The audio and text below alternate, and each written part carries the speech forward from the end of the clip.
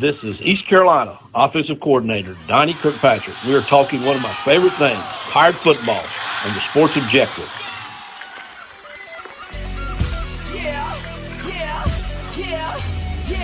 My heart is purple and gold. I'm a pirate down of my soul, and I don't back down, not at all. Find out when the cannons explode. From the sidelines down to the post, put it down like not even close. All out to the last whistle blow. For the flag, for the soul and crossbones. Everybody stand up, get your hands up. Let a team know that we got they back. This is our house, this is our town, our time. Record 19 copy. How about those friggin' Pirates? Welcome into the Sports Objective, a great show. If you like football, we're so close to college football. Man, oh man, I can't wait. Week 0 this week. I'm so excited. Bubba Rosenbaum, appreciate him from China Grove. He'll be with us in just a little bit. Kyle from LaGrange Barber, what's up, dude? What's going on, Dave? Yeah, like you said, week 0 is upon us. Got some games this Saturday. Notre Dame, Navy, New Mexico State, UMass, Jacksonville State, UTEP, Hawaii, Vanderbilt. Not a lot of games, but I'll be watching. And how about Matt Semenza, of course, who played for the Pirates in the 90s, the linebackers. We'll be talking about that during the show with our great defense. Matt Semenza, what's up, dude? What's up, guys? I am so fired up for the start of college football. Thank God, because there's just nothing really on TV these days cutting it for me. And personally, like, what a opportunity for the Pirates to have a chance to go into the big house and play the Michigan Wolverines, number 2 team in the country. If you're a competitor, obviously the Pirates are a big underdog here, but if you're a competitor, you have to love and embrace the opportunity. So just looking forward to it. Yeah, Matt, right before we bring our guest on, you look like a guy that would like Real Housewives. I'm just saying. I think you would like that reality show. What do you think? Yeah, I can't help you with that, Dave, but can't help you with that. But, okay. And definitely, it's okay. You can let everybody know you love Lifetime too, right? That's Bubba. You have me confused. Oh, okay. All right. Well, before I get any more trouble with the co-host here with me, my fellow co-host, let's bring in Michigan football beat writer and Wolverine Confidential podcast. It's Aaron Mcmann. How are you, Aaron? I'm good, guys. Good to be with you this evening. Very interesting game coming up Labor Day weekend on September 2nd. And for those joining us now, people may not know, this afternoon we learned that first we thought that there was going to be a 4-game suspension, then it was no suspension for Coach Jim Harbaugh. And then we hear this afternoon on the drive time for us, there's going to be a 3-game suspension. So we won't see Jim Harbaugh on the sidelines for our game when we're up in Ann Arbor. And just want to get your comments before we start breaking down the game, your thoughts about that. Well, it's not a shocker. Like you said, originally Michigan had negotiated resolution to the NCAA for a 4-game suspension last month. And that was the assumption, right? And then the word came out a few weeks ago that the NCAA turned that down. So now Michigan has leveled its own sanction in a 3-game suspension for Jim. So he will not be coaching on the sideline. At this point, we don't know who the interim head coach is going to be, because Michigan may be without its offensive coordinator for that game as well. So TBD, stay tuned. We should have an answer probably within the next week or so. Offensive coordinator suspended also potentially? Yeah, 2 of Michigan's assistant coaches are facing a 1-game suspension. It's offensive coordinator and it's tight ends coach. So we just don't know when that's going to happen. But my assumption is they're going to try and get that out of the way as soon as possible. So it would not shock me if he's out for week 1 as well. Okay, now you said that NCAA did not take Michigan's 4-game proposal, so now they're doing their own 3-game proposal.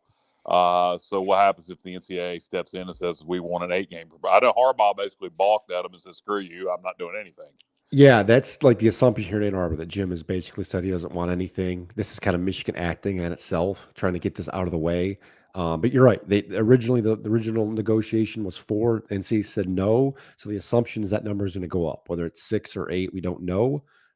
As of right now, the assumption is Michigan's going to try and use this 3 games to try and knock that off.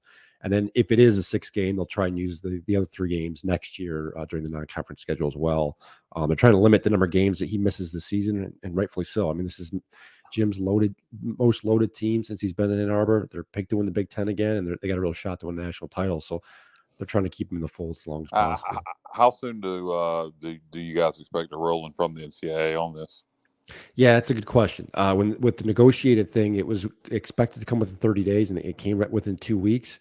My assumption is this is going to go on for a while, and then whatever the NCAA rules, I'm sure Michigan will appeal. So I'm not expecting a ruling probably before the end of the season. Probably sometime maybe in the winter next spring. But honestly, we don't know what these things. As we all know, the NCAA takes forever sometimes. Yeah, and one more question related to this, and then we'll move on and let Dave and Matt talk. And this is a broad spectrum question. How long is it before the Big Ten and the SEC tells the NCAA to go kick rocks? It's a good question, right? I think as these leagues add more teams and gain more power in terms of market share, market revenue, and TV ad dollars and everything else, I got to think at some point it's coming, right? Because I think at the end of the day, whether it's 4 or 5 years from now, a decade from now, I think you're going to, two major conferences standing, the Big Ten and the SEC, and then there's going to be everyone else. So I think the split is coming eventually. I don't know how quickly, but one day I think it's going to happen. I warn you guys, it's a huge mistake. I know it's happening, but I think I'm just going to tell you now, as somebody from the outside looking in over at the Michigans and the Alabamas of the world, when you alienate 3/4 of a fan base, people want to watch the NFL, they'll watch the NFL. So I warn against it, but I think it's going to happen. I think it could very much end up like NASCAR, and you might not know what that means, but us boys from the South do. I will say this: your opinion is shared by many here in Ann Arbor and Michigan in general. I think there's a lot of folks upset and frustrated with the way things are going, especially the Big Ten. Now it's kind of gone college football in general, going away from its regional roots and everything else. So I will say it's a popular opinion here too. If you want to put your questions or comments here, happy birthday early to Brandon Forbush, who is going to be, his birthday is on Wednesday. So we'll give him a happy birthday shout out to Brandon. And how about this, Robert? I think Aaron already addressed this, but was Harbaugh asked or told to take 3, maybe push him closer to the NFL? And the last couple of years, he's been even calling NFL owners to sell himself about taking jobs. So yeah, but he's on the upswing now at Michigan. That's when things weren't looking as good. Now everybody loves him. Yeah. My assumption is he was told this is going to be a 3. This is Michigan's doing. They're ruling. I think if you ask Jim Harbaugh privately, he doesn't want to take any games. I think he believes he was in the right. Because remember, the whole suspension of him comes from a level 1 violation against him directly. The NCAA is investigating Michigan's program as a whole for level 2 violations. They're not the most serious, not the just kind of basic recruiting stuff. But where Jim got in trouble was allegedly lying to the NCAA, and that's where the level 1s came in. Jim behind the scenes has claimed that he didn't do anything wrong. He believes he didn't lie. So as of right now, he's kind of gone out. He thinks he didn't do anything wrong. It's up to him. He wouldn't be facing anything right now. Well, I'm saying we keep talking about this. What exactly did he lie or not lie about? Yeah, that's the question, right? We haven't seen the documents up close. We don't know the exact details of this. I will say the level 2 violations against Michigan itself are several of those recruiting issues during the COVID season when there was limitations on things. Right, I think they had recruits on campus and touring the facilities, and I think they took them out to eat. I know there's this cheeseburger line that's come out. Right. And there was other things too. They allegedly watched workouts on Zoom. They used an analyst as an on-field coach. Relatively minor things. It wasn't anything major, but where Jim and Michigan really got in trouble was when they misled or lied to investigators. And that's the thing is, you always hear that about politics. It's not the actual crime; it's the cover-up. And exactly. So the cover-up is what you're alluding to. The cover-up is what's worse than the crime. In this particular case, I don't have any issues with him feeding hamburgers to recruits. I don't think that's anything wrong. I mean, if you think about it, you want hospitality. That's the business I'm in. So, yep, you have a coach who gives these players hamburgers, cheeseburgers, whatever. I don't know why that, to me, I'm not a Michigan fan, obviously, but I don't see how that's a big deal. But I think you're right. I think that all you have to do is say, yeah, I fed the hamburgers to everybody, or whatever it is that they want to know. Just tell them whatever you want to know. And like we've been talking about, the NCAA is so weak now that it really doesn't matter. I mean, just tell them whatever you want to tell them, like the truth, and then get it past you. Because now it seemed like the story is from 2 or 3 years ago, and it keeps lingering on, especially when you guys have a chance Michigan does to win the national championship. That's exactly right. Right. Don't make a 1-day story a 2-day story, and that's what Jim Right. did by not admitting you did something wrong. It's exaggerated. This thing. You're right. If he would just came clean from the get go and probably admitted most of this stuff, probably would have been a slap on the wrist, maybe a scholarship reduction and everything else. But they certainly wouldn't be facing all these suspensions and everything else. What is the worst case scenario for Aaron? I haven't heard that part. Do you know what's the worst case scenario for Harbaugh and Michigan, the football program as a whole? Yeah, it's tough to say because these are obviously every NCAA case is different. I think Yeah. the assumption right now is he's probably facing a maximum of a 6-game penalty, a 6-game suspension. That's I think part of why they submitted that negotiated resolution to try and get down to 4. But as of right now, I think it's 6. My understanding is Michigan has made some they've sanctioned themselves in the recruiting area too, so they probably docked themselves some scholarships. But beyond that, I don't see much else happening. Unless Jim decides to go out and guns a blazing and blasting the NCAA and everything else. But to his credit, right now he hasn't said much. He's been pretty tight-lipped about everything to his attorney's requirement. What if he proposes this deal? 1-game suspension, but it's Ohio State. That's a good question, right? Would the NCAA go for it? I don't think they'd bend to something like that. I think they're going to stick to their hard and fast rules, especially given how this thing is played out and everything else. As I said, I don't see them. That would be worse. I mean, good God, the fan base would freak out. I would think. Yeah.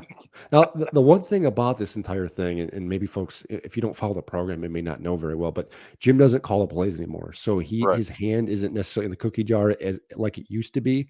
I can remember his first, his early, up until really 2 years ago, he was calling the plays and kind of running the offense and everything else. It was really his show. He's kind of handed those off the last couple of years, and he's been real hands off with stuff. So I don't think his him not being there is going to be a big deal. In fact, we were in Indianapolis a few weeks ago for Big Ten Media Days, and I asked Greg Schiano the same thing, the head coach at Rutgers. He was in a similar situation when he was at Ohio State when Urban Meyer got suspended back in 2018, and they kind of had a rally around Ryan Day and everything else. And he said it. He's like, as long as Jim is able to be there for practice and help the game plan, and he will be, it's not going to matter much on Saturdays. It's still going to be a Jim Harbaugh kind of team. No, who's going to be calling plays if your OC is also suspended?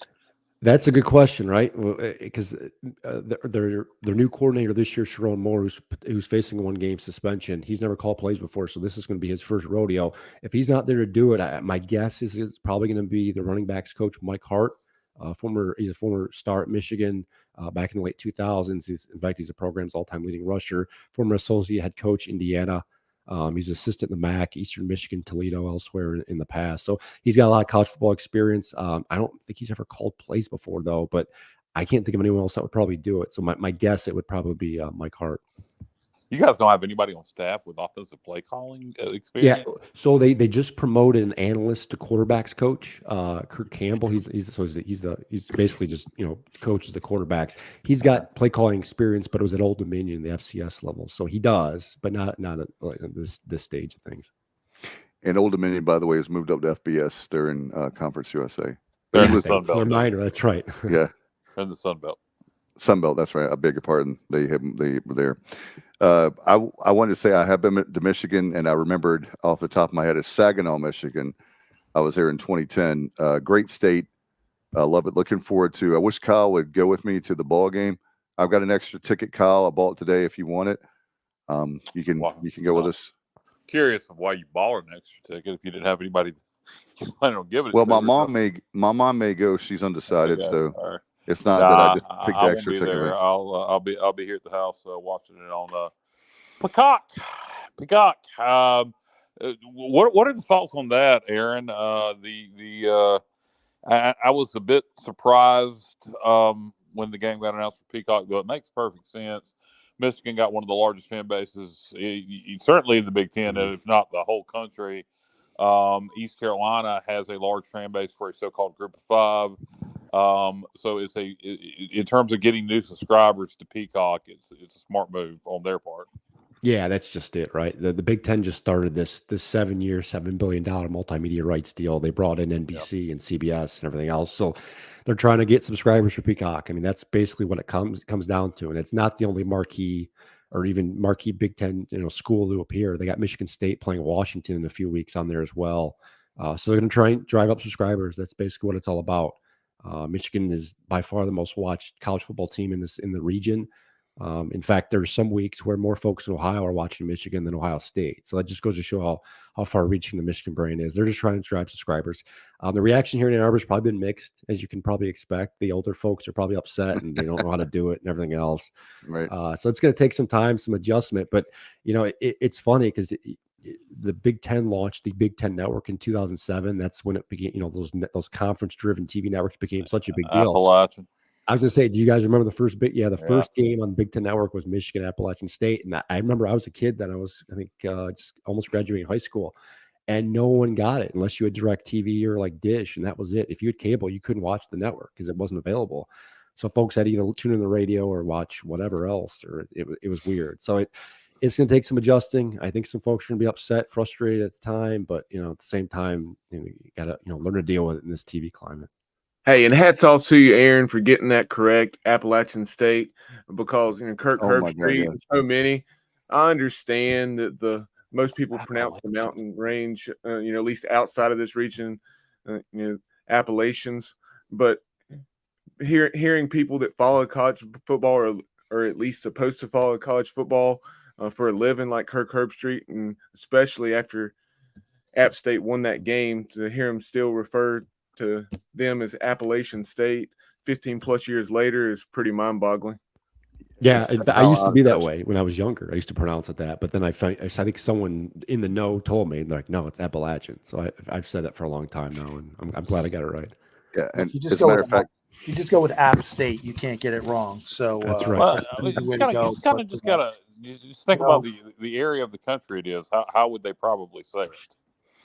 Well, that's like Des Moines, Illinois. There's certain ways that you look at something. Or my favorite town in Virginia is Norfolk, Virginia. How about Manasses? Hey, there you go. Get old Manasses, Virginia. But everybody pronounces it. They don't live there. Norfolk, Virginia, and I was like, that's not the way you pronounce it. That's not the way you pronounce it. That's Norfolk. Yeah, exactly. So anyway, enough of the geography. As far as you were talking about, this is great, guys, in the green room before you guys joined us. Aaron, tell everybody how many season tickets have been sold this year for Michigan. Yeah, as of a couple of weeks ago, I was told they're at like 75,000, which may seem like a big number, and it is to a lot of schools and a lot of folks. But I mean, there have been years in the past where they pushed 90. So this is down. I think that's probably a reflection of college football as a whole. I think just fewer people are going to games now. That's you can correct. sit at home and watching the big screen and everything else. But as of a few weeks ago, they were pushing 75,000. I wouldn't be surprised by the time things kick off in a couple of weeks. They're at probably closer to 80. Yeah, nice to drop 15,000 season ticket holders and still be at 75,000. I know, right? And they'll still pack the house. It's wild. Well, it just goes to show you, whenever you have a bad coaching hire and then you have to fire the person and pretty much push out the AD like we did, that it is still, the fan base is still lingering from that. 14-7 is what we are at today. We had a football luncheon, the kickoff luncheon, Kyle, as we were telling Aaron before the show. I was there. They announced 14-7, so we're trying to get to 15, and our goal in this podcast is 18. So peanuts to Aaron. Yeah, he doesn't care. But anyway, I just wanted to point that out. 90,000 season tickets, and we're trying to get to they're down to 75,000, and we're down, and we're at 14-7, trying to get to 15. It's you, but you know what? We're most people would pale in comparison to Michigan. Yeah, no, exactly. We're more the norm. Michigan, well, you got Michigan, Tennessee. That's about it. What about Penn State? Tickets. Penn State has a lot of season ticket holders. Yeah, but not as the Michigan and Tennessee have the two biggest stadiums. So. Yeah, point being that all three of those have stadiums in excess of 100,000. Exactly. Yeah, correct. And that's why when you're saying 75,000 is not a lot compared to what they normally have, then we only have 51,000 for our whole stadium. But it beats Matt's fate. By the way, Aaron, if you did not know, Matt is a big Charlotte 49er fan, and they have like 15,000 seat stadium. So I say that sarcastically. He doesn't. Matt will he's getting ready to throw Can't stand something. Charlotte. They've also got like Charlotte's 15,000 Michigan players on that team now, don't they? in the kidding. portal. Jesus Christ, Oh, yeah. speaking Yeah, of- Mo, I was gonna let's ask about talk that. about Yeah. that. Let Matt, I know Matt's dying to say something, but being Dave brought it up. Aaron, what are your thoughts on Coach Biff. Biff thank Poggi. you. Biff Poggi, thank you. Yeah, so I never had interactions while he was at Michigan. I will say he was here a long time. When Jim Yeah. first got here to Michigan, he brought Biff along. Biff then left and then came back. I think he went to the NFL with his brother in San Francisco or Baltimore, and then came back. He was essentially Jim's right-hand man from what I was told. Now, he wasn't like an official coach. Like he was like a analyst, I think they categorized him as. But like he was one of the few people who wasn't afraid to tell Jim off. Like if Jim did something wrong, Biff I had don't no think problem he's scared telling to him. tear anybody off. Yeah. So he really leaned on Biff a lot. I think he helped. Biff helped recruit. I mean, he was a former he coached in Baltimore at St. Francis Academy, so he was able to get bring some of those kids to Michigan, and I think it helps from a recruiting standpoint, but also from a cultural standpoint. I think he was able to keep things together. I think he told Jim when things got wrong, what he needed to do, and to Jim's credit, he listened. So he was a real important, I think, turnaround piece for the Michigan the last couple of years. Jim credited him a couple times at press conferences, so he was certainly a big integral part of it. Yeah, he's a very interesting character to me. He seems like a complete lunatic. I don't think there's going to be. I've told a lot of people this. He is either wicked smart like a fox, or he's a lunatic. I think he's either going to be immediately successful or he'll be fired in 2 years. I don't think there'll be any in between. A lot of burn. Yeah, a lot of, like just kind of like Jim. Like maybe they don't have the same personality, but we're talking about the AD and he not getting along. That being Jim Harbaugh. I think Biff the same way. My way, the highway. At the American Media Day conference down in Dallas, I saw that. He said 3 questions, only 3 questions. And then the best part was Tulane, who was picked to win the league. Their head coach was asked 1 question, so I'm not sure why Biff was so offended. I saw one of those streaming services too, or I guess following the Charlotte football program around for some reality documentary show that's supposed to air soon. I don't know if it's Amazon or Peacock or one of them. I was not aware of that, but wow. I mean, hey, smart. Do whatever you can to get your name out there. And he had also had some exchanges on social media, formerly Twitter, now X. So he had an exchange with, you had legendary App State head coach Jerry Moore. Jerry Moore's grandson, Trey Kavanaugh, is an offensive analyst or quality control position there at App State now, and he had formerly been a high school coach in the greater Charlotte area, and he had an exchange with Coach Poggi there at back in the summer. Making enemies everywhere. What he's doing? What he's doing really? Charlotte has no. They don't have a fan base, and they really have no presence in North Carolina. You got the ACC schools, East Carolina and App State. In East Carolina and App State, unlike a lot of the MAC schools that you're familiar with in that region, we have fan bases. So Charlotte's not only trying to cut in on the fan bases of the ACC, they also have to deal with Clemson, South Carolina, because they're right in Charlotte border, South Carolina, plus East Carolina and App State. So Biff is really just, I think, I'm really worried that he's actually wicked smart like a fox, and he's actually doing all this stuff to get attention on the program, so people are talking about him. That's my fear. My first impression is this guy's a lunatic, and then I start to have second thoughts. Is he really a lunatic? The more you explain, the more it sounds like Jim Harbaugh. Because when he first got to Michigan, they were kind of on a down slope. He was doing everything he could to get attention. I mean, he was like sleeping in recruits. I remember going down to Florida. Yeah, I remember all that. Yeah, he was doing the satellite camps, running all over the country. They did the Amazon documentary series, and I think in 18. So very similar situation. So I think Biff learned quite a bit from Jim. No question. And we do have a question. Let's see. What do you? Matt had something earlier, and I stepped on it. Matt, did you have something? Well, Brandon says, what are your thoughts on the East Carolina team? So we were going to get to that, Brandon. Okay. I was going to say, I haven't paid much attention, but we'll get into it. Aaron, what are your thoughts on the East Carolina team? Well, and more specifically, like you were telling us off the air, Aaron, as far as the East Carolina program as a whole, not specifically this team, but as you were telling us off the air, you are very familiar with East Carolina and some of the big wins we've had down through the years. Oh yeah, I mean I've paid attention. It almost seems like every few years they have a good team. They're able to move the football and score a lot of points. And there have been years where they've been really fun to watch. I can remember distinctly watching them, and they're putting up 40, 50 points a game. So I don't think outside of Ann Arbor, I don't think many folks out here pay much attention to them. But you got to remember too, Michigan's a program that has had a lot of success in years past. But they've also been dethroned by smaller teams like an App State. They lost to Toledo a few years after App State. So I don't think the Michigan fans are going to take you guys lightly. I think they realize, given everything that's going on, yes, Michigan's picked to win the Big Ten, but I think they're curious about some respects of this Michigan team. So I don't know. They're not going to roll over. I think the fans are going to take you guys lightly, and I think there's mutual respect for sure. One thing that concerns me is the line of 36.5. And I know that Matt said it's because of the previous opponents that it's around that. And I'm not knocking Michigan in any way. I think Michigan wins the game, but I've said this many times. I think it's more if the line came out at 27 or 28, somewhere in that ballpark, then I would say, okay, that's spot on. But 36.5, I feel like is disrespectful to the East Carolina football team. And I think it's gone up because I remember when it came out, it was something like 33. So I think it's gone up a few points, which makes sense. Up. Sorry, I didn't mean to cut you off there. Go ahead. No, I would say there's probably a lot of money coming in on Michigan. And when I see a line that big, I tend to think like a bookmaker.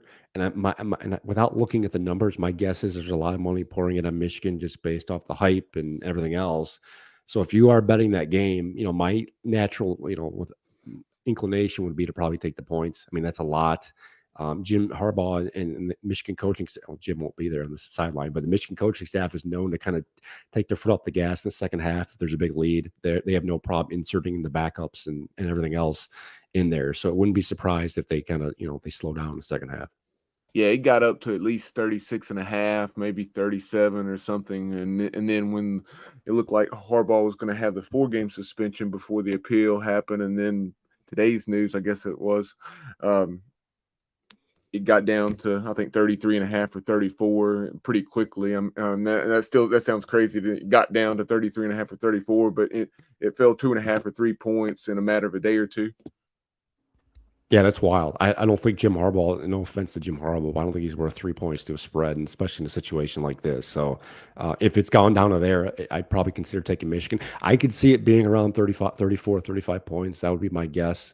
I haven't made my predictions yet, but it's all going to come down to whether how many points East Carolina can get on the board, right? If they can get more than a field goal or a touchdown, because I'd be surprised if Michigan put up more than like 38 points just based on how their style of play, right? Like they like to run the football, they like to take time off the clock, and they like to slow things down. So my inclination is, if it's 35, I'd take East Carolina. If it's under 34, maybe consider Michigan. Yeah, no, Michigan's a national championship contender for a reason. We're breaking in a lot of new pieces, brand new quarterback, lost our best receivers. So, we got a lot of unproven parts. The line has bothered some people. It hasn't bothered me. My goal for this game, I'm very real. If we go in there and keep this game within 3 touchdowns, I feel like we have a great football team, because there's a whole lot of football teams in the Big Ten that won't do that with Michigan. Yeah, it's not a matter of the expectation, I think, of we were talking about that 2017 Appalachian State going up there. It's not the same team. It's not the same even Appalachian State team as they were FCS at the time. Now they're FBS. And that was an Appalachian State team who had won the national championship. Correct.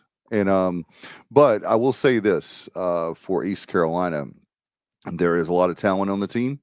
I wouldn't say it's a Michigan caliber team, but there's more as far as Are you sure? thing.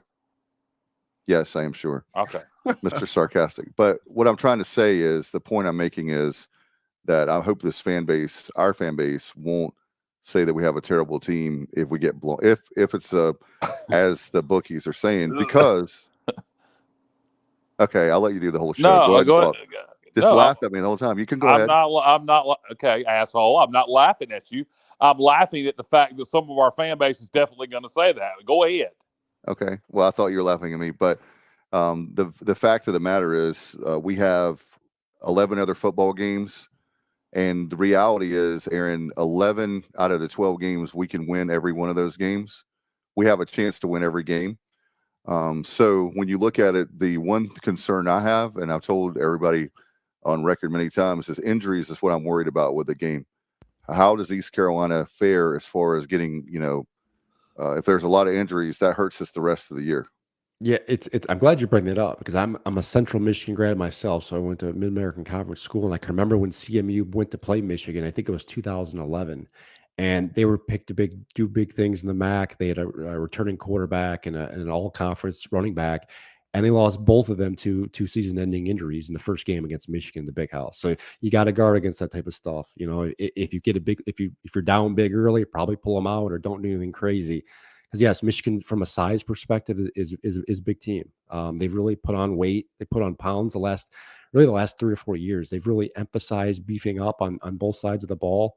You're probably not going to play a bigger offensive line than Michigan has. They've got some big boys in the middle on defense. This Michigan team is, I mean, they're loaded. I mean, their strength staff has done a very good job since Jim Harbaugh brought the new staff in back in 2018. They've really kind of changed things. To the point where Jim is paying his strength coach over $1 million a year now. I think he's one of 2 strength coaches in college football making $1 million. So they're really happy with what they got. Michigan's a big, bulky team. They're gonna fly around. They're gonna hit you hard. And yeah, injuries are. If I were you guys, that would be the biggest thing I'd be concerned about. How are they with speed? You mentioned their size. Happy with the strength and conditioning coach. But it's apples to oranges.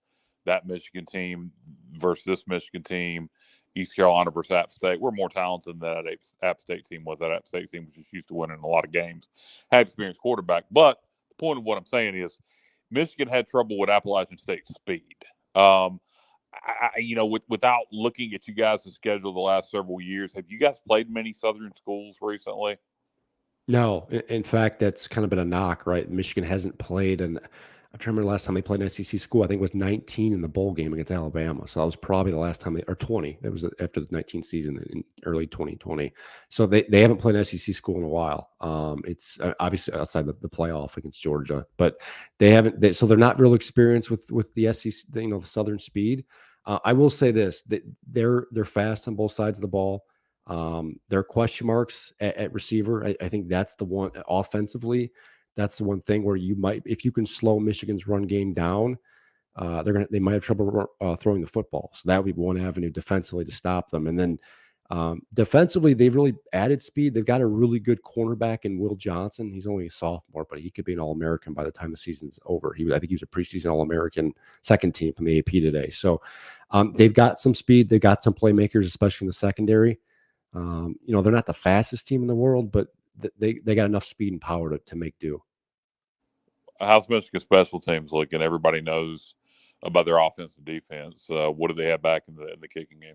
Yeah, there's gonna be a drop off. Last year they had probably one of the best kickers in the country, and Jake Moody ended up getting drafted by the San Francisco 49ers. I think it was the 4th round, which was incredible when you think about it.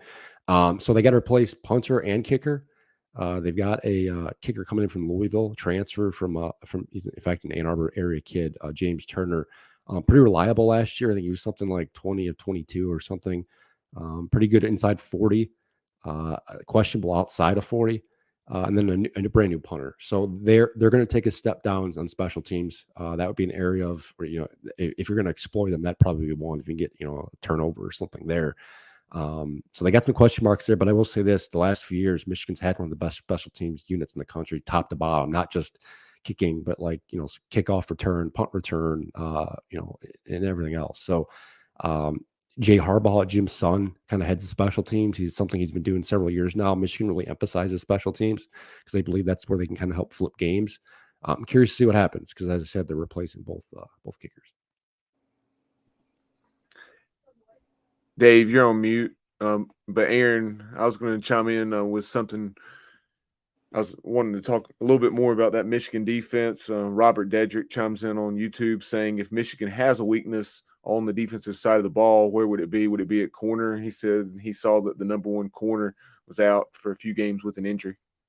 Yeah, so the number one corner is Will Johnson I just mentioned. He's coming off he did have an ankle injury late last year. He had off-season surgery. We don't know his status for the first few games.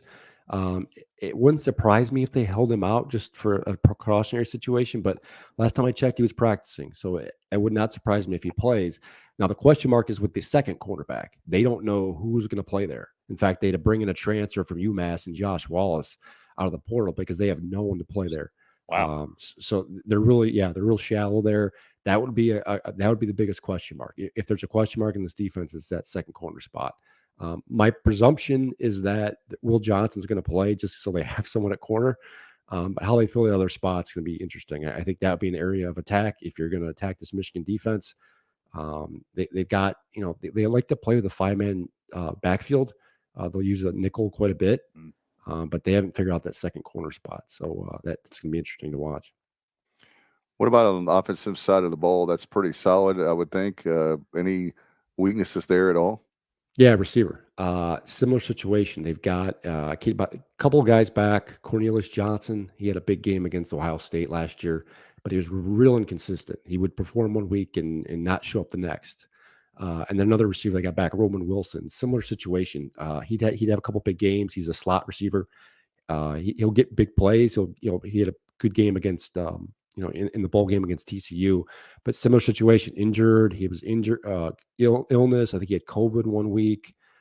So he was kind of in and out of the lineup. Beyond those two, you got a whole lot of we don't know. A lot of inexperienced younger guys. So the passing game is going to be a question mark. Michigan said they're going to try and throw the ball more this year. Last year, they had one of the biggest run-pass splits in the country. They're running the football like 61% of the time. That's how they leaned on their offense. I suspect it's going to be, it'll be a lot of run this year too. But Jim Harbaugh said they want to be more balanced.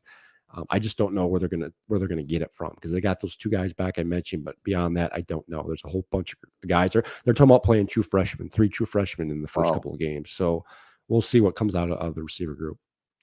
Aaron, as far as off the field, game day, there are do's and don'ts, things that maybe we don't know about that those Pirate Nation coming to Ann Arbor. Yeah, I'd get there early. Ann Arbor is a big little town, if that makes sense. So like there's places to park, but you got to get in early enough, find a spot, and you probably have to walk a little bit. Everything's kind of concentrated. There are certain areas where you can tailgate, certain areas you can't. You get make sure you're knowledgeable on that. If you can park on the golf course, I highly recommend it. It's right across the street from the stadium. You can tailgate in there and everything else. I think you might need a pass, so it might be difficult to get in there. But just make sure you get to Ann Arbor in enough time. The highways are all around there, but it can take some time to get in there, especially first week of the regular season. What 7 or 8 o'clock in the morning? Yeah, definitely. I think the golf course opens at like 6. So yeah, folks, by 8 or 9 o'clock, it's difficult to get into town. What are your go-to if you get in there on a Friday night or after the game? What do you give me two go-to restaurants and give me a bar? Yeah, so for those of you who've never been to Ann Arbor, there's really two distinct areas. There's the downtown area off of Main Street. Main Street kind of cuts down by the stadium and West Stadium Boulevard. That's kind of where the high-end restaurants are and bars, where kind of the locals go. The Chop House is really good for steak. There's the Pretzel Bell. It's a real popular place. It's kind of like bar food, but it's an upscale kind of bar scene. There's some breweries around town as well, right down there. Couple beer garden areas, highly recommend. And then there's a second area where kind of the younger crowd, the students hang out. It's on South University Avenue. Highly recommend, Pizza House, probably some of the best pizza in Ann Arbor. Garage Bar, it's kind of an open air bar. You can hang out and walk around. So those are probably my go-tos in Ann Arbor. When you think of North Carolina, if you know anything about the state, we're known for our barbecue. What is Michigan known for food-wise? Nothing jumps out at me. Yeah, nothing really. I mean, we're a big beer state. Grand Rapids on the west side of the state is kind of known as Beer City, USA. So we got a lot of breweries. There's a couple in Ann Arbor. None of them are really downtown, but they're within city limits. Like the Wolverine Brewery is pretty good. There's a couple others too. But yeah, food wise, they're not really known for a ton. There's a decent barbecue place in Ann Arbor I like. It's called Blue Tractor. Probably doesn't touch anything you guys like or know or are familiar with. Is it Memphis style, Texas style, St. Louis style? What is it? Yeah, Memphis style. Yeah, okay. Memphis style. We got to find a way to send you some barbecue up there if you want, and Maybe we can convert you to Eastern North Carolina barbecue because that was what was served again today. It's surprising at the football luncheon kickoff. If you don't like barbecue, then you probably shouldn't come to Eastern North Carolina, right, Kyle?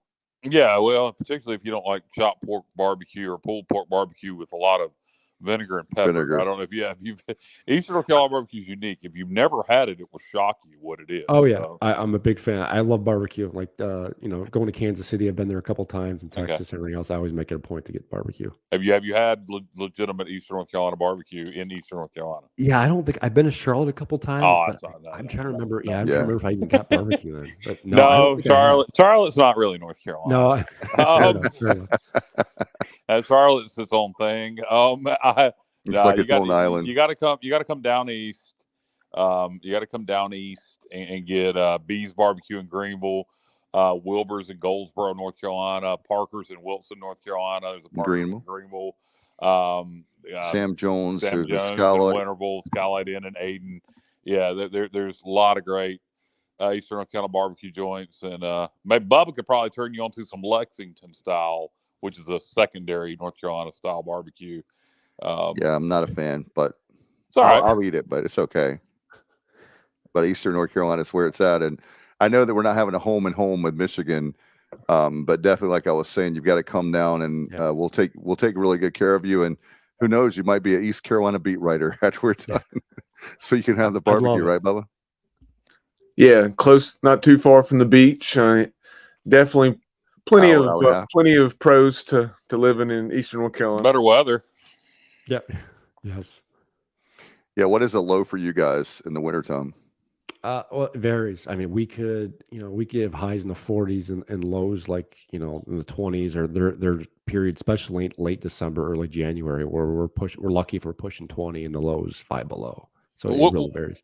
What is it typically on Labor Day weekend up there? It'll be warm. My expectation, it's warm. Usually the first 2 or 3 college football weekends, it'll push 80, 75, 80 here.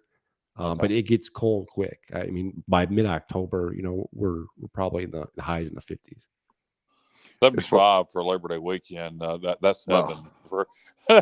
You have no idea. Like if the game were at Dowdy Ficklin, it would be 95 degrees if Michigan came at noon. So it's like, last year we had NC State and they moved the game to noon and it was in the 90s. It wasn't quite as hot, but the hottest game we've ever had, we had a kickoff, no lie, Aaron. It was Appalachian State. 2012. 400 people passed out. Too many beverages, not enough water.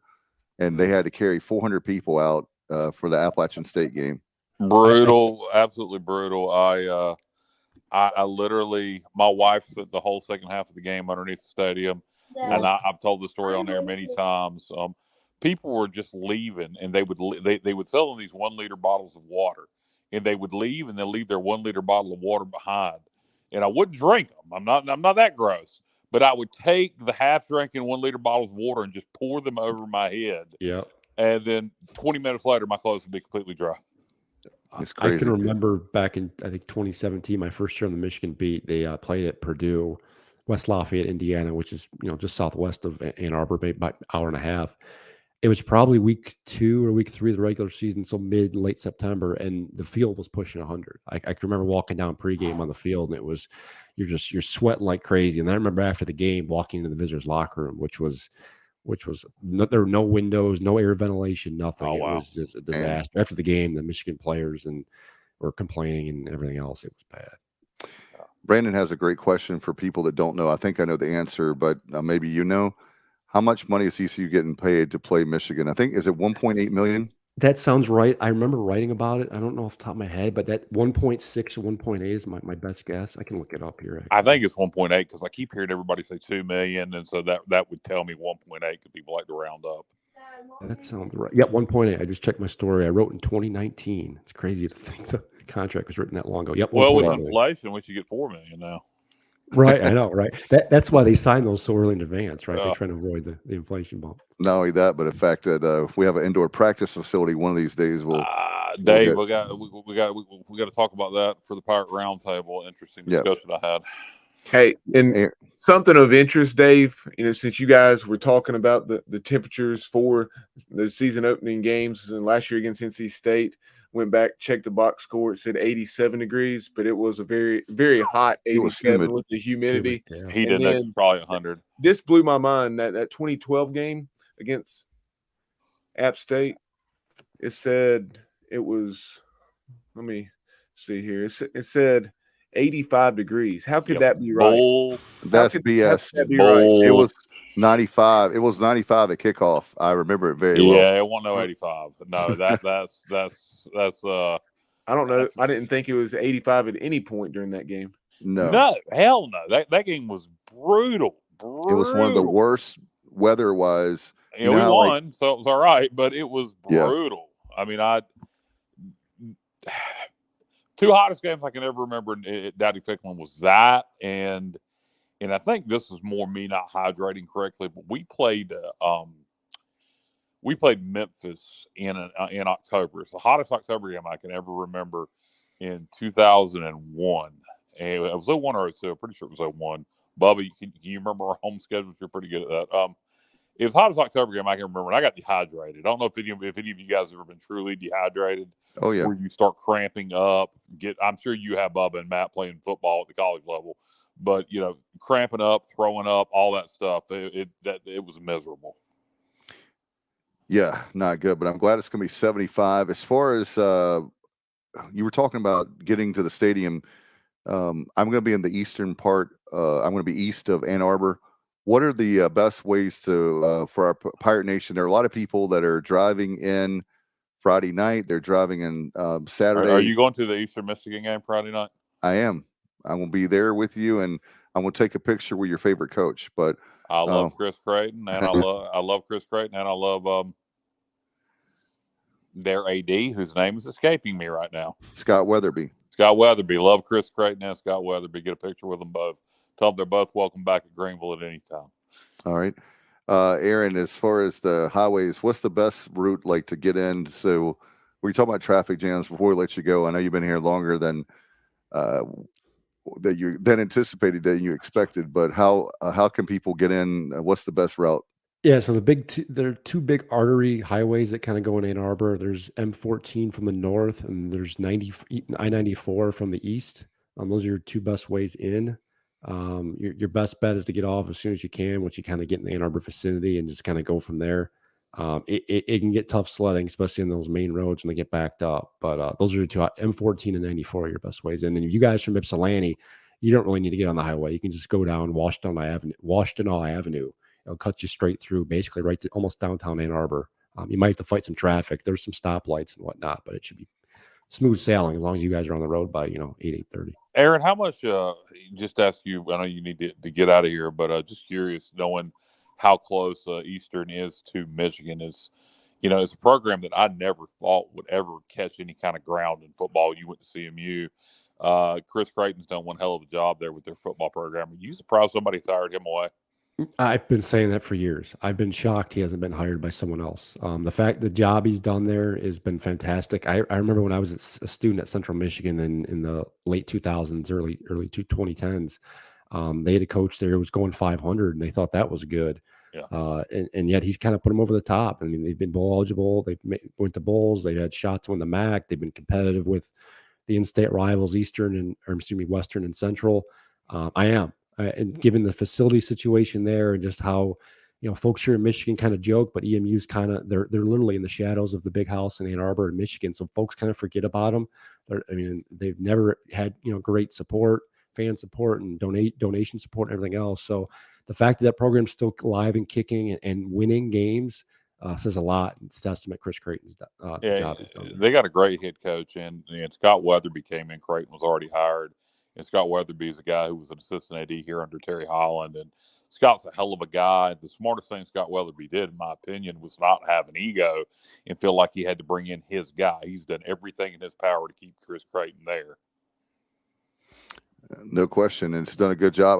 My understanding is, I know they don't have a lot of sport, but my understanding is done a good job fundraising for the people that he does have. So we'll get a chance to see him on September the 1st, I believe it is, before that Friday night, and playing against Howard. That'll be a lot of fun to catch up with him. And Obviously, then we have to go to bed pretty early because we have to be up. Thanks to Aaron telling us to leave at like 7, 8 o'clock in the morning. I'm about 30 minutes away from Ann Arbor to the east. And remember, that is an 11 o'clock kickoff there, 12 here. Don't get to the stadium an hour late. No, it's noon here too. It's noon here too. It's impossible. Well, you guys are Central Time, aren't you? No, we're Eastern Time. Oh, are you serious? How the hell is that possible? The time zone changes like in Lake Michigan once you get to Chicago. So no, some folks think that we're in Central Time. I'm being from the South. We're Eastern so time. Much further east. Like when you get to Nashville, you hit Central Time. Mm-hmm. That is so weird. A border state of North Carolina is Central Time, yet Michigan is Eastern Time. Insane. Mm-hmm. Yep. No question. Aaron, how can we follow your work, and where can people reach stuff on Michigan? Yeah, all the articles and stuff is they're at mlive.com/Wolverines. You can just go to mlive.com and find it there. We have the Wolverine Confidential podcast. It's on Spotify, Apple, everywhere you get your podcasts. And I'm on Twitter at Aaron Mcmann, Aaron, just like my name, 2 A's, and then McMahon is McMann. Well, thank you so much. You've been a great host with us as far as Michigan and things to do, and we look forward to it. And definitely hope you guys have a great season, obviously Michigan. And we'll keep watching about the whole Harbaugh thing and see how that goes with the suspension, no suspension. But thank you so much for spending time and the visit tonight. Yeah, glad to do it. Thanks for having me. All right, have a good night. Thanks, guys. Bye-bye.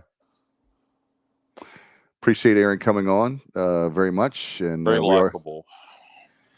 Yeah, I think it's going to be a great, like Robert said, Aaron, you're a gentleman better than those O people. I guess Ohio State is what he means. Yeah, no doubt. The Ohio State. So, guys, obviously a big day today with the Pirates, and certainly with really happy with the second scrimmage. I think went very well for the Pirates. And one of the questions I have to ask after the scrimmage, and I know you wanted to talk about it, Kyle, so I'm going to lead it in this way, is about the indoor practice facility. He was talking about, I know Robert said back in early, one of the other comments he had about, he said ECU practice and 117 degree heat index last week on Tuesday. And so I asked Coach about when he brought that up about the indoor practice facility, and he said, hey, we should have had one 5 years ago when I came here.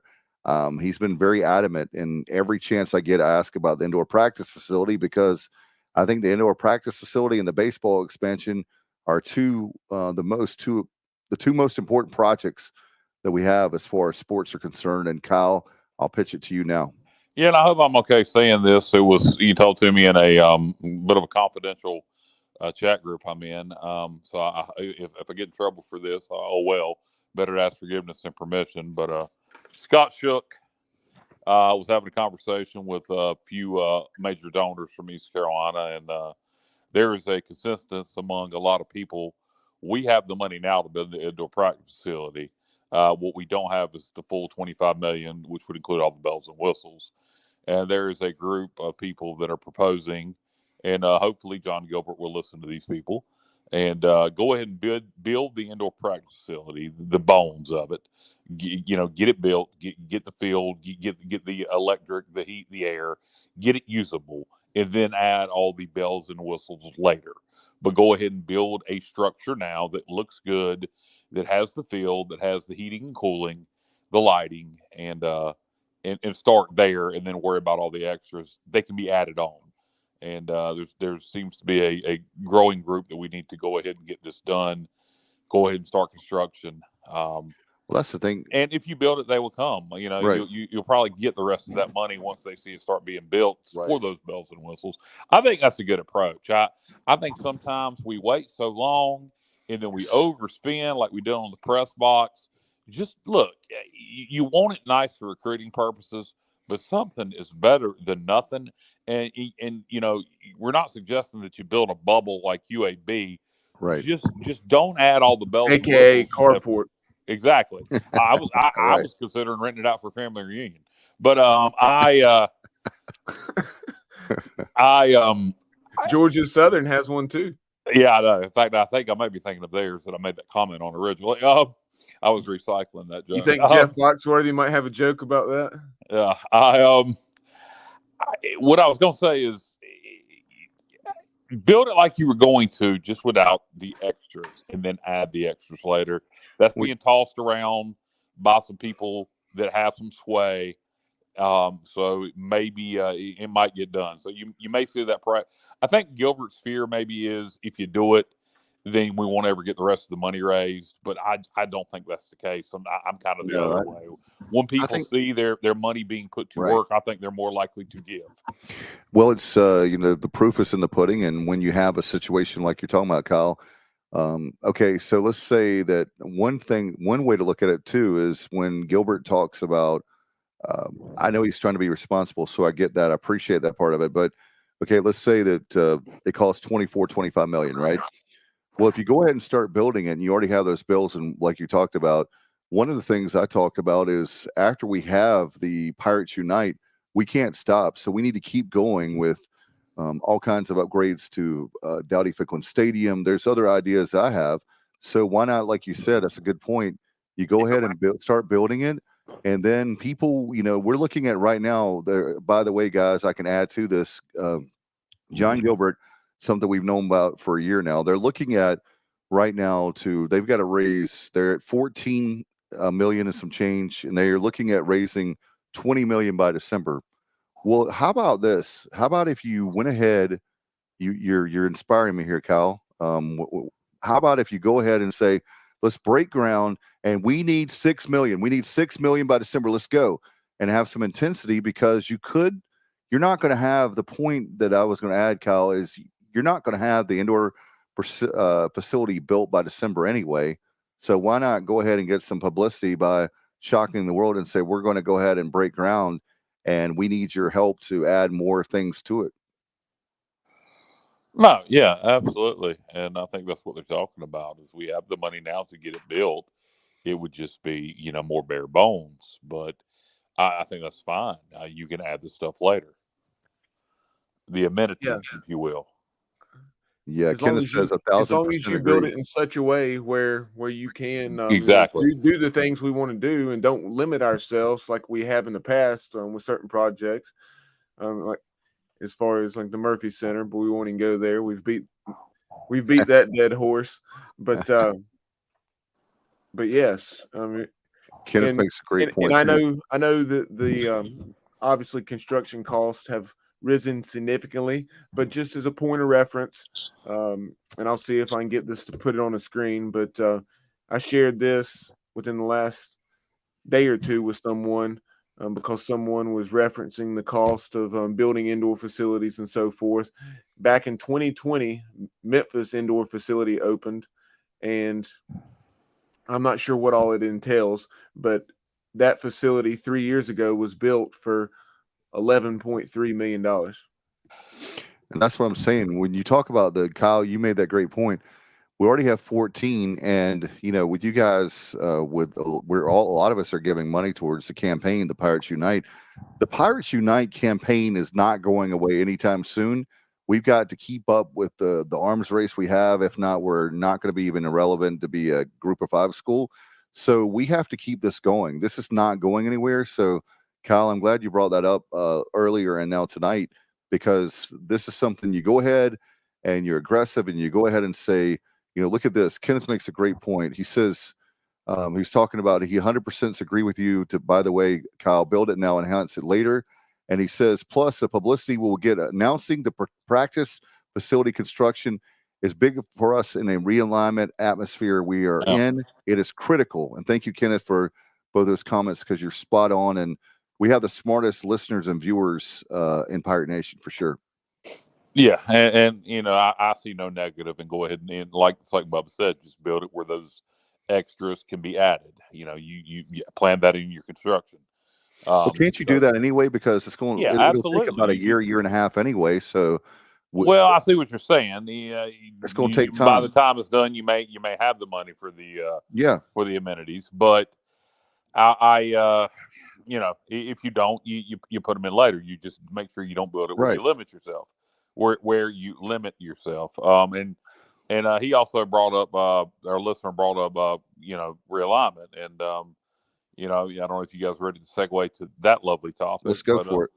Oregon State AD, Brett McMurphy, had a quote from him today saying their three options were to join the Group of Five league, such as the Mountain West or the American, or rebuild the Pac-12. And he believes rebuilding the Pac-12 is their best option. And you know, I think I think it may be a bit of a pipe dream unless he's talking about consolidation. You know, merging the American or the Mountain West with the Pac-12 and calling that rebuilding the Pac-12. Because Right. without a television deal, you know, you need four. You need four if Stanford isn't going anywhere. We still don't know for sure if they're going anywhere or not. The ACC hasn't said firmly yes or no. You know, it was no. Then now they're open to discussion again. I heard that was going to get decided Friday, and it didn't. You know, They don't have the votes still. you know, I got a feeling something, and I had this feeling last week. I got a feeling something's going to get decided this week. You know, do they? You know, the rumor is there are 4 American schools that have agreed that they would leave the American to go to the Pac-12 without any kind of media rights deal, gambling on themselves. Who knows if that's true or not? Time will tell. It'll be interesting to see. I personally hope Stanford does get in the ACC. I think if they get in the ACC, I think we being the American, would stand a really good shot of merging with Cal, Oregon State, and Washington State. The arrogance, the pool they have goes away significantly when you take Stanford out of the equation. In fact, when you take Stanford out of the equation, they have no pool. So I personally wish Stanford would get in the ACC alone, just them, and we would be in good shape. Yeah, and I know there's been talk about we've talked about this too, but you know, the Mountain West schools, their buyout is $34 million. Well, that is true, but that can be. I was telling you guys this last week in a group text. We were talking about the subject. Nobody's going to be. They're going to have really good lawyers. Nobody's going to pay 34 to get out. They'll maybe pay in maybe if they could somehow get it down to 25, 26, and then pay it over a handful of years. I mean, Cincinnati and the American, the same thing with UCF and Houston. They didn't pay all the money. Yeah, and our exit fee is less for whatever reason. I realize, but I'm just saying, like, they didn't pay everything at once. They're paying it yearly, which helps us out. It helps everybody in the American out. But for me personally, the 34 million, the shock, you know, that shocker of that, when they reduce it down and say if you did 5 million a year for 5 years, if it's 25 million. So are you suggesting that they're going, that you think the Pac-12 will rebuild and take a group of Mountain West and a group of American teams? I was looking more at it from that's a possibility. I mean, I've been thinking that's a bad case scenario for us, but also, you know, it could be What if we're included? Yeah, no, it wouldn't be bad if that were the case. I think when you look at what if we're included and John Gilbert decides he just doesn't like that travel? I would be very upset because when you look at it, $7 million, and you and I talked about this, Kyle. Everybody, let me say this real quick. I'm so sick of the national media and our local media too with Pirate Nation. Please stop talking about the Olympic sports. We're not going to be sending every single game. They'll have divisions. It'll be worked out. In fact, me and Bubba talked about this, Dave. Right now, the American doesn't have divisions. I don't know if people realize that. We're a 14-team conference with no division. Yep. So that means for Olympic sports, we're sending teams to El Paso. Yep. Excuse me, not El Paso, San Antonio. We're sending teams to Tulsa. We're sending teams to Dallas. We're sending teams to Denton, Texas. We're sending teams to Houston, Texas, to Rice. If you do the merger and you have an 18 to 18 team to 20 team league where it's clearly divisions. Yes, we have teams in Oregon and Washington and in California, but while in football you'd probably make those trips, in basketball it would be done. Let's pretend it's an 18-team league, okay? Right. So you'd have 2 9-team divisions for basketball. Right. You would play you don't play yourself, so you would play your 8 division opponents twice for 16 games. And then you would play 4 teams because you play a 20-game conference schedule, I believe. So That's correct. you would play 4 teams from the other division, 2 in Greenville, and then 2 out on the West Coast. So we really would be traveling less because we would be making less trips to Texas because those Texas schools would be in the West Division. Correct. And that's what I'm saying is it can be worked out Easily. So I just really hope that we can get this deal done because we were talking about, guys, if it's 10 up to 14 million would do wonders for our school. Yeah, no. And who knows what's going to end up happening with this, whether the Americans going to be included in some American schools or what. I do think this Pac-12 thing it's got to play out soon, guys. Matt, Bubba, Dave, wouldn't you think? I mean, we're heading into the season. If I'm those Pac-12 schools, and I guess their thought is the Mountain West and the American are always there as a fallback, but they've got to make a decision It's soon. scary. They got to make a decision soon because we're about to start the 2023 season. The less notice you give a conference, look, it's $10 million with 1 year, $20 million with 1 year, $10 million with 2 year notice, $20 million with a 1 year notice. Okay, to leave the American, $10 million if you leave, give them 24 months notice, $20 million if you give them 12 months notice.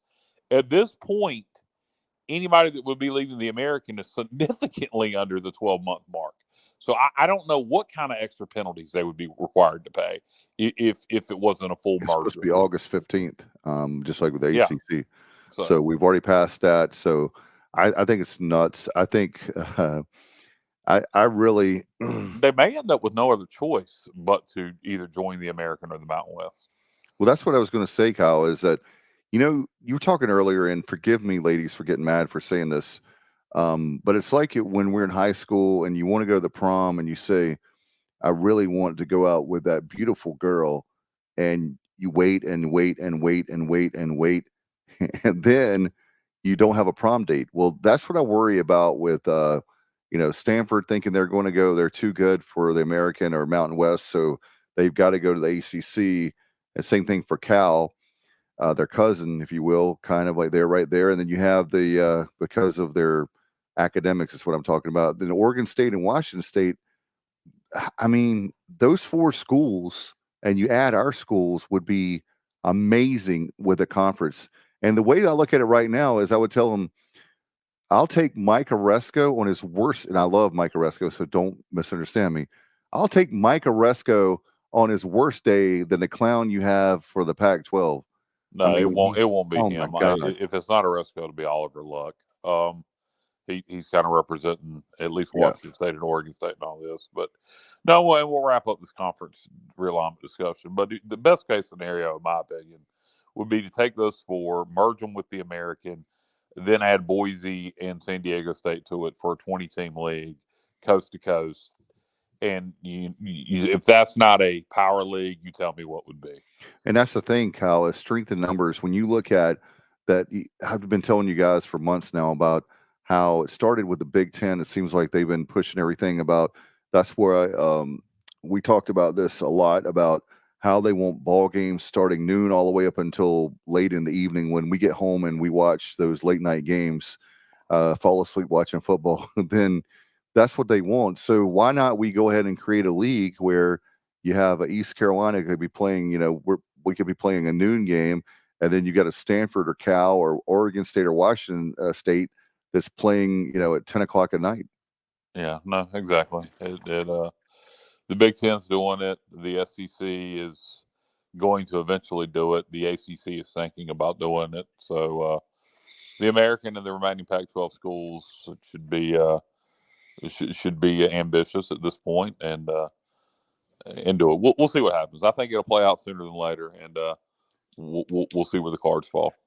If we let me ask you guys this: if we dissolve if the American dissolves as a conference and were to merge with the Pac-12, we won't have to pay a exit fee. Well, correct. That would mean everybody's coming, or at least everybody but 2 teams are coming, right? Because we voted to dissolve the league. So no, there would be no exit fee. So that's something there that would be fantastic. That's probably the best case scenario, right, Cal? Yeah, that would be best case. Absolutely. It seems to never work out best case, but that would be best case. Yeah. I'm with you there. We'll keep praying that happens. I want to ask you this while Bubba, I know, is working on some notes behind the scenes, by the way. And Yeah. I While want we were talking earlier about season ticket sales, and very interesting. Give credit to Johnny Gardner for sharing this screenshot with me today from Brett McMurphy on X. Oh, yeah. Memphis has a ticket promotion where fans buy a $60 ticket for their season opener against Bethune-Cookman. And then if the Tigers win, fans get a free ticket to the next home game. And this continues for each home game until Memphis loses at home. How long will the free ticket last? And then it proceeded to, of course, have the Memphis schedule. So, well, what is their schedule? Who do they play at home after Bethune-Cookman? I'll look it up and report back. Okay, because this is interesting. We can all bet at what point this promotion will end. This in October. I have to see their home schedule. This is it's an interesting idea. My guess is season ticket sales were not where they wanted them to be, so it's intentionally trying to sell more season tickets at a discounted rate, get a huge crowd for Bethune-Cookman. You figure that's a guaranteed win, and Bubba, you got their schedule. I do. After we take a look at the Memphis schedule, I was going to expand on this, but it's an interesting concept. I know minor league baseball does it, at least the Kannapolis Cannonballers. The Kannapolis Cannonballers have what are called winning Wednesdays. So if they win, you take your ticket stub to the ticket office on your way out of the stadium, and then you'll be presented with a concourse pass, which is the cheapest ticket. And the most available ticket for the next Wednesday home game, I believe it is. But taking a look at the Memphis schedule, after opening with Bethune-Cookman on September 2nd, the following week they're on the road, but the next home game is a Thursday night game against Navy. And then you have a home game on September 30th against Boise State. So, okay. All right.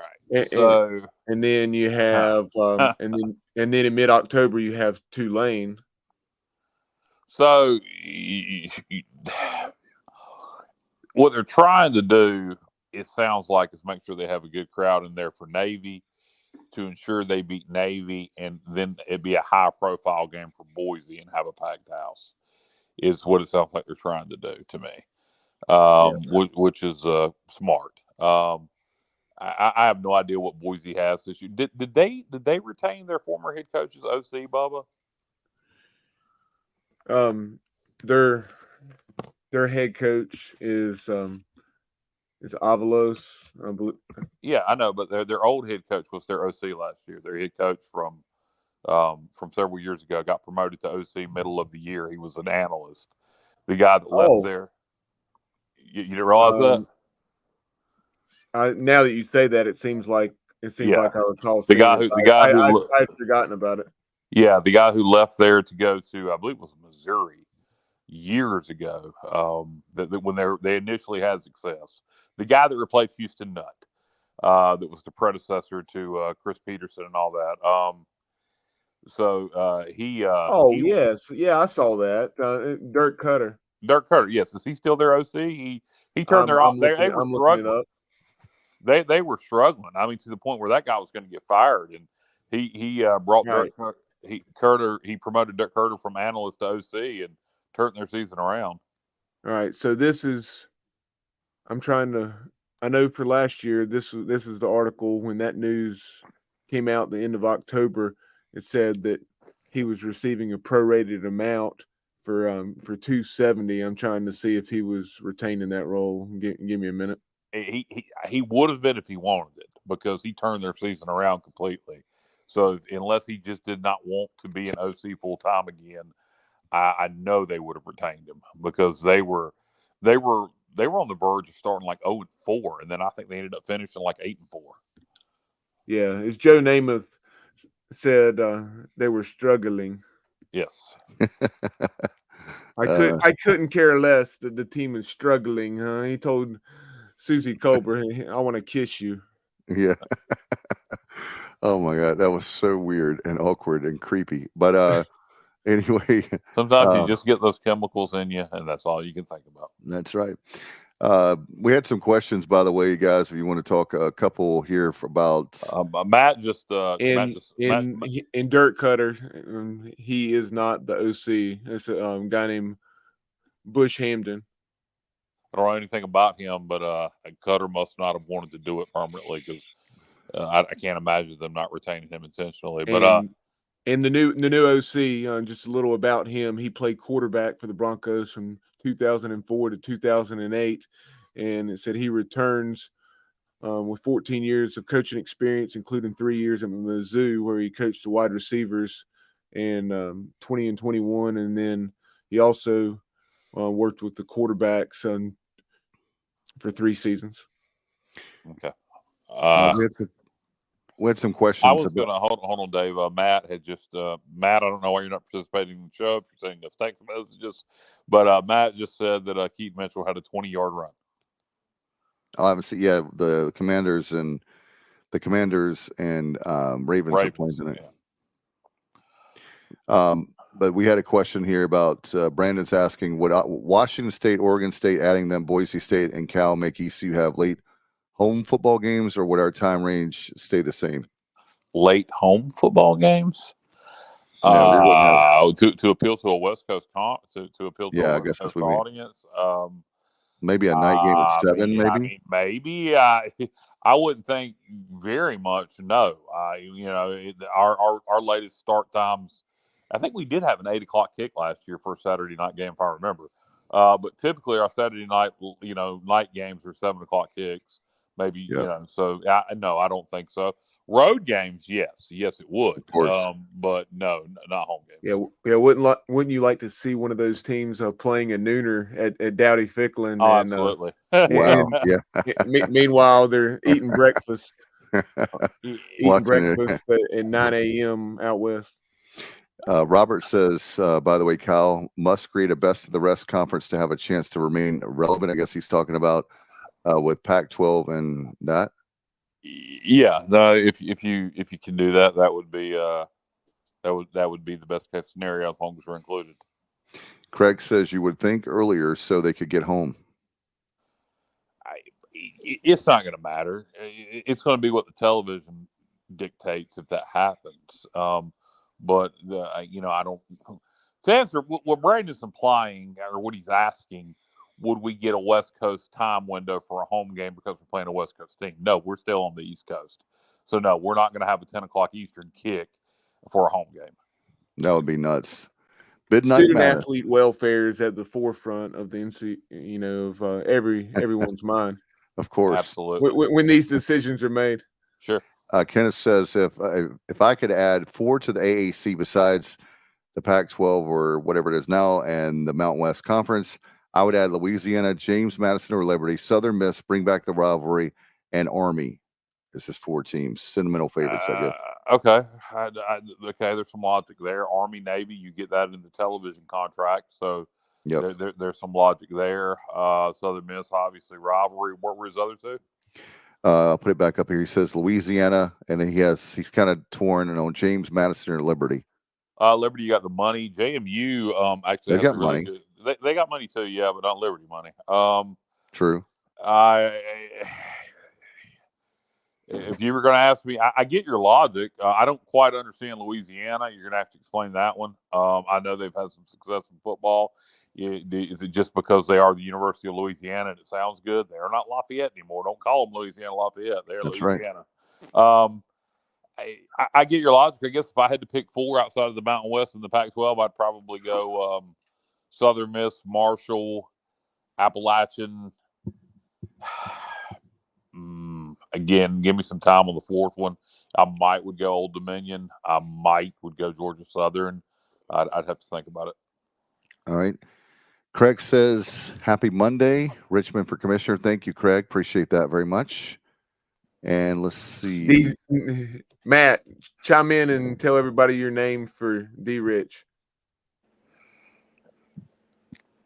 He's having D. Riznich. All right. But and Elliot says a contest against Michigan which includes a guarantee of $1.8 million, will maintain the continuity of Power 5 conference opponents on East Carolina's, I guess, schedule is what he means. And guys, Okay. something I was going to chime in with earlier when we were talking about the winning Wednesday concept is what I'll call it. Win and turn in that ticket to get another ticket. That promotion that University of Memphis is doing. So that's something I'd actually mentioned to Johnny Gardner. That would be not even necessarily free, but you turn your ticket in and get a $5 ticket to the next home East Carolina basketball game. Not for football, but if the Pirates win in basketball, take your ticket to the ticket office on the way out, or bring it at the ticket office. I got an idea. Home game and get a $5 ticket. I got an idea. Take your ticket. You buy the ticket, right? Whatever seat you're in. And for the next, if we win the home game, that first home game, give them the first come, first serve, the tickets up in the upper deck. And once those are sold out, then you better run to the ticket office to get those tickets. If not, once it's sold out, then you're on your own, bro.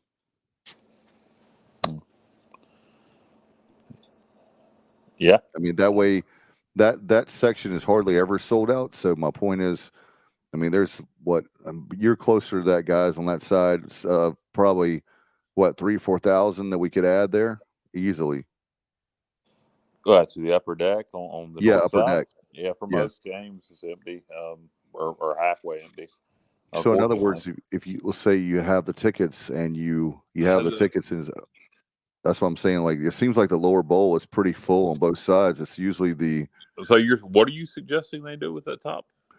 I'm just saying, like, let's say there's 3,000-4,000 seats they know that they haven't sold, right?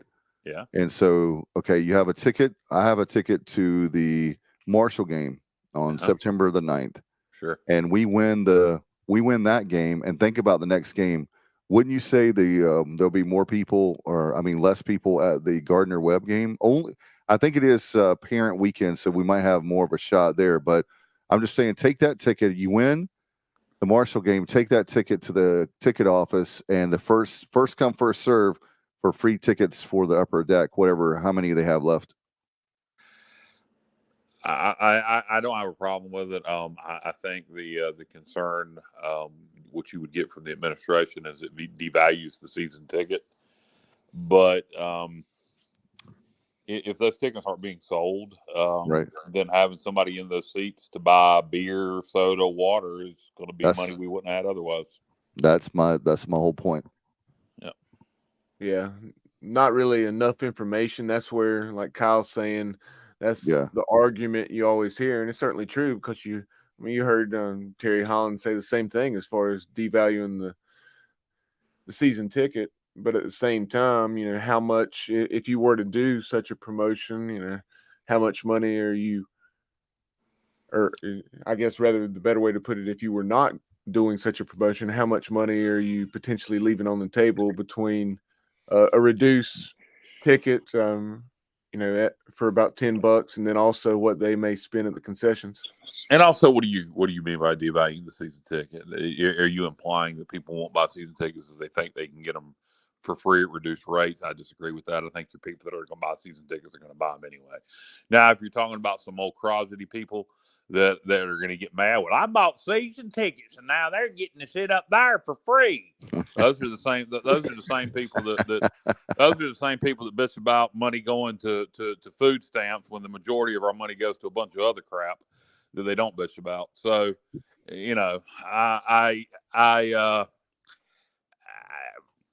screw those people. If you have that kind of attitude, look, if you care about East Carolina, you should care about what's best for East Carolina, and that's having asses in the seats. Right. And my thing is with that situation is we're not giving that. My point to the upper deck is we're not giving them premium seats. We're giving them seats that right now we're trying to fill up.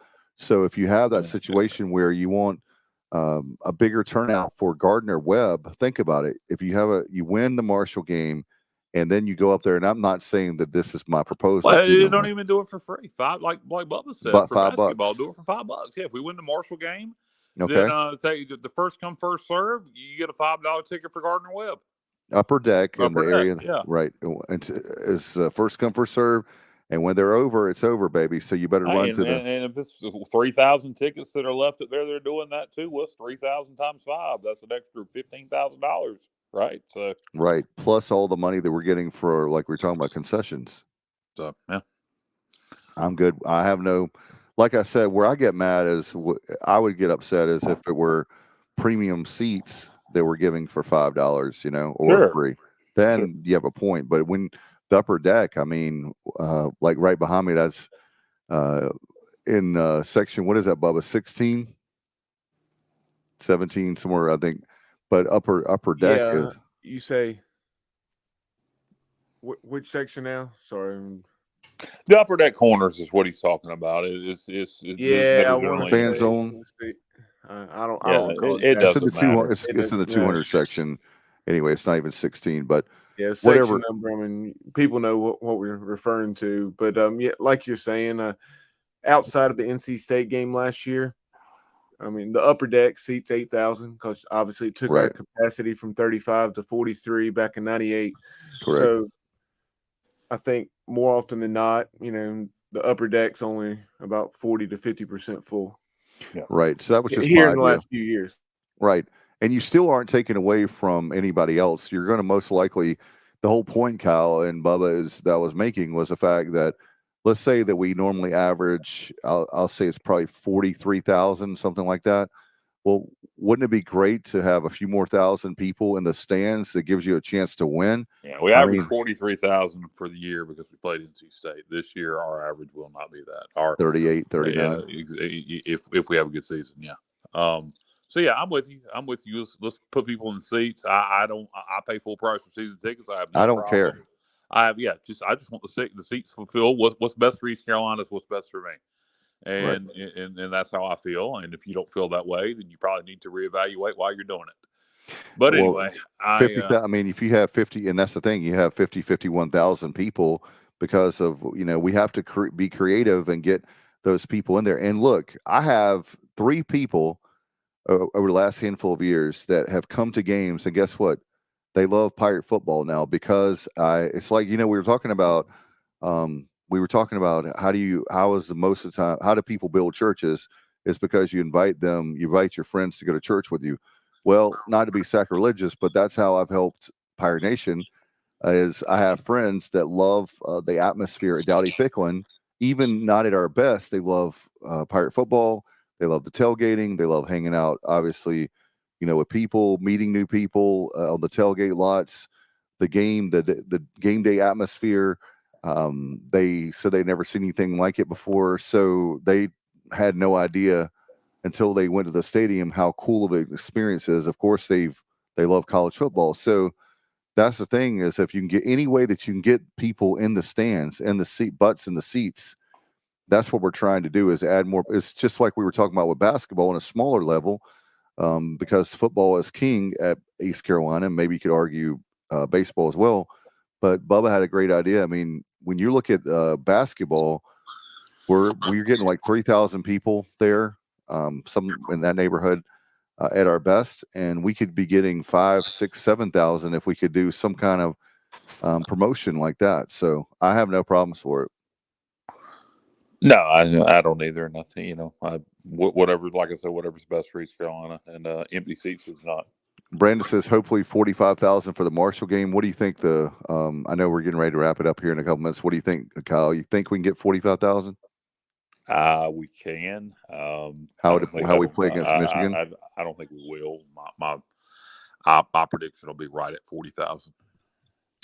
I'm with you. I don't think 40. If we get 45,000 from Marshall, we get 45,000 from Marshall, extremely then happy. That probably means we've merged with the Pac-12 schools because we got a fired up fan base. Oh man, I was negative at first. I was happy thinking that it'll be positive. I think I'm going back to the it's going to be what negative. It's just be what it'll be. But guys, we got anything else? I'm going to get on out of here. If we're about to wrap this thing up, one more thing. I got one more comment here, real quick. To put it up. Kenneth says, great idea for the $5 upper deck tickets. We need to get our brand out there to more potential Pirate fans Thank you, Kenneth. Kenneth's been on fire tonight, and I appreciate you. Be a regular, Kenneth. We like your commentary here on YouTube. Yeah, good contributing there by Kenneth. All right, Bubba, what were you going to say? Well, a couple things. One, since he brought up that ticket situation, and a lot of times in the past, we've done these types of promotions, and we do early season basketball promotions not tied to football, but right. Anything, I'd have to look at the schedules because I don't think we have any overlap like we have in the past. But for those November football games, attend a football game, buy a football ticket, then maybe give a basketball ticket away, trying to get some grow our basketball fan base, or at least offer a $5 basketball ticket if you purchase a football ticket, something of that nature. And then lastly, the final thing I had was Johnny Gardner had also sent me this. Oh wow, the Pirates and the New Look American in volleyball. Of course, that program had its moments of success under Julie Torbett. Had been down in recent years, on its way back up, and we were picked 2nd of 7. That's awesome. So we do have divisions. So there are apparently divisions in volleyball. Yeah, just not football and basketball. There you go. That's divisions in volleyball. So that's what I was saying. We were talking about we need to not worry about. We're not going to be sending the softball team and the volleyball team and track and field all over the place. It's like we talked about, be a crossover game, right, guys, or two. Correct. Yeah. So we can do the same thing for football. And by the way, guys, I want to give you guys a shout out. I know Bubba's been talking about it. I know you, Kyle, I'm going to pitch this to you. It was your idea for a show. I know you recorded your first show today, but really cool idea. Tell them the name of the new show that you guys have put together. Yeah, thanks. So me and Bubba came up with the idea for this, and it's called The Coach's Kid. And we recorded our debut episode today with Tommy Bowden. Awesome. Former Clemson head coach, former Tulane head coach Tommy Bowden, obviously the son of Bobby Bowden. And we had about a 45-minute conversation with Tommy Bowden about growing up the son of Bobby, about playing for Bobby Bowden at West Virginia, about coaching under him at Florida State, coaching against him in the Bowden Bowl when it was Clemson versus Florida State. Right. He had a lot of interesting things to say about Bobby and his faith, which was, I knew Bobby was religious, did not realize he was as religious as Tommy made it clear that he was. And very interesting conversation. Went about 45 minutes. And Bubba, when are we going to have that out? Do you know yet? That will be next Monday night. We'll likely follow up Absolute Empowerment with Coach Connors. Coach Connors been on a bit of a vacation here the last couple weeks, and well deserved. But I know he'll be back soon, likely with another edition. So that's typically 7 to 8. So we'll probably go either 8:30 or 9 o'clock, probably 8:30 next Monday night, August 28th, for that debut episode of The Coach's Kid here on the Sports Objective Podcast channel. But stay tuned if you're already a subscriber on a YouTube channel and you've rung that notification bell, then there will be a short or two with some snippets of that conversation that Kyle and I had on The Coach's Kid with Tommy Bowden. So stay tuned for those. No doubt. We've got a lot of great shows. I know Just Another Sports Podcast, you and Stevie Fly. You guys are doing great. Is that, I don't know, Matt never confirmed, but we're supposed to have Matt Simmons on with us. I don't know if you guys know that guy. He's supposed to be on with us Wednesday night as we break down the Pirate defense. Matt, need you to confirm that, baby. But hopefully Matt's going to be on there with us Wednesday night, 8 o'clock, as we break down the Pirate defense. We will have our top 5 defensive linemen and or linebackers in Pirate football history. That's awesome. Also on that episode, and then Bubba, Dave, you guys talk about the rest of the content. Very excited because Tuesdays we told you about Absolute Empowerment and The Coach's Kid.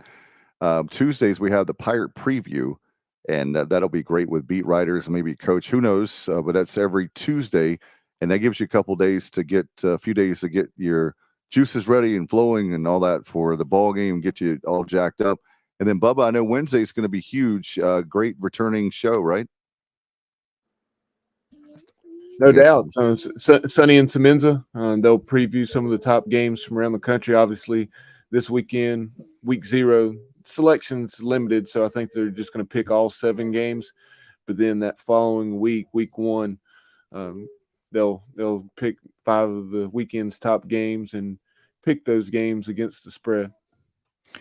Great there. And then on Thursday is Inside Slant, a weekly college football preview as we look at all the football games, the biggest games in the nation. Obviously, week 0. So we'll be talking about that on Thursday night. Friday, Bubba does a great job with the Pirates Light for me. Yeah, Bubba always has a good guest on the Pirates Life for me every Friday on the Sports Objective Podcast Network. I don't know who you got this Friday, Bubba. Are you free to say now? Bubba don't know. We'll find out later. But Friday nights, you stepped away. Don't miss Martin County High School football on the Sports Objective. Dave Richmond, along with Harold Robinson, H-Rob, and Aiden Griffin, Paul Cornwell's Chargers. Yeah, AG taking on Martin County. So check that out Friday night right here on the Sports Objective. Martin County football every week on Friday night.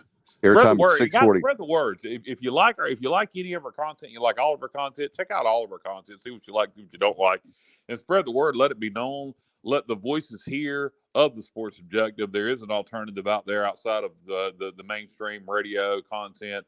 We don't just do one podcast. We have a whole network of podcasts, and we're adding to it each and every year. So let everybody know. But we are the hottest thing going today in Pirate Nation, baby. Thank you, Dusty. Saturdays we have Sights and Sounds. That's awesome on YouTube as Bubba, especially the home games and any of the away games. He goes there and gets a lot of great content. And I know that we have fans that help us out as well, Bubba, that we give credit to when they go to those away games. And on Sunday, very excited to have the Pirate football playback brought to you by L&K Custom Homes. And we appreciate Kevin KK Walker.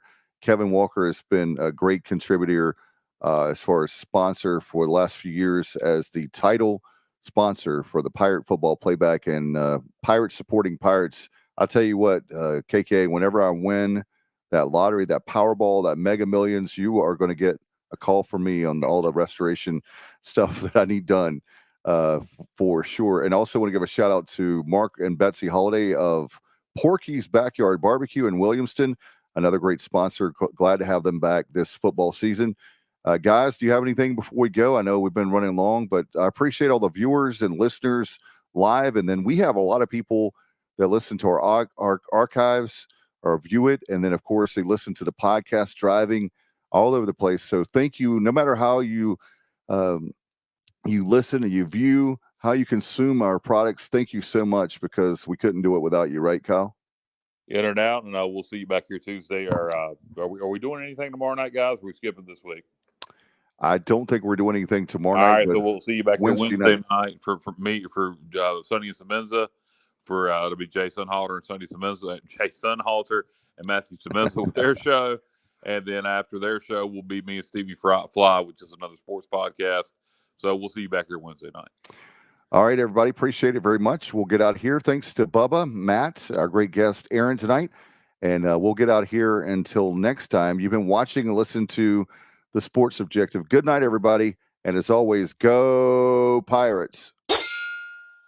Heart is purple and gold. I'm a pirate down to my soul. And I don't back down, not at all. Find out when the cannons explode. From the sidelines down to the post. Put it down like not even close. All out to the last whistle blow. For the flag with the soul and crossbones. Everybody stand up, get your hands up. Let a team know that we got they back.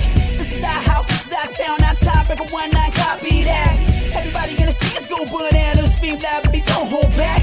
Every foot, every yard, every first down, every touchdown with the cannons blast. Get it on, get it all.